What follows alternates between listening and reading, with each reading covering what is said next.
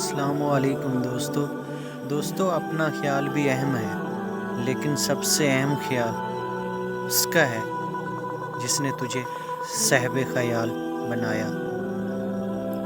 جسمانی امراض پرہیز سے جاتے ہیں اور روحانی امراض پرہیزگاری سے۔ مومن کی راحت کس میں ہے؟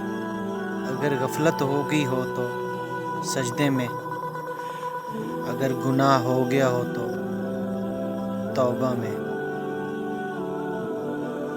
انسان کو اچھی سوچ پہ وہ انعام ملتا ہے جو اسے اچھے اعمال پہ بھی نہیں ملتا، کیونکہ سوچ میں دکھاوا نہیں ہوتا۔ حضرت علی کا قول۔ ہمیشہ سچے لوگوں سے دوستی رکھو، کیونکہ وہ اچھے دنوں میں سرمایہ اور برے دنوں میں محافظ ہوتے ہیں۔ علم وہ نہیں جو آپ نے سیکھا ہے، علم تو وہ ہے جو آپ کے عمل و کردار سے ظاہر ہو۔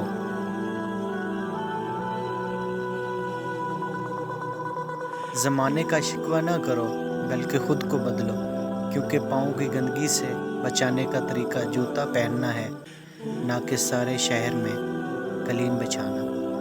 انسان کو اس کی برائیوں سمیت قبول کرنے والا ہی اس کا سچا دوست ہوتا ہے، کیونکہ خوبیاں تو دشمن کی بھی متاثر کرتی ہیں۔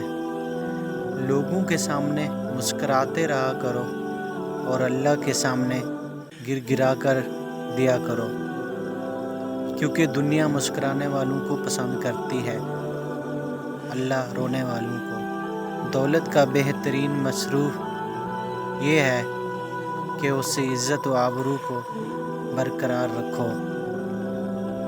بہترین انسان عمل سے پہچانا جاتا ہے، کیونکہ اچھی باتیں تو دیواروں پہ بھی لکھی جاتی ہیں۔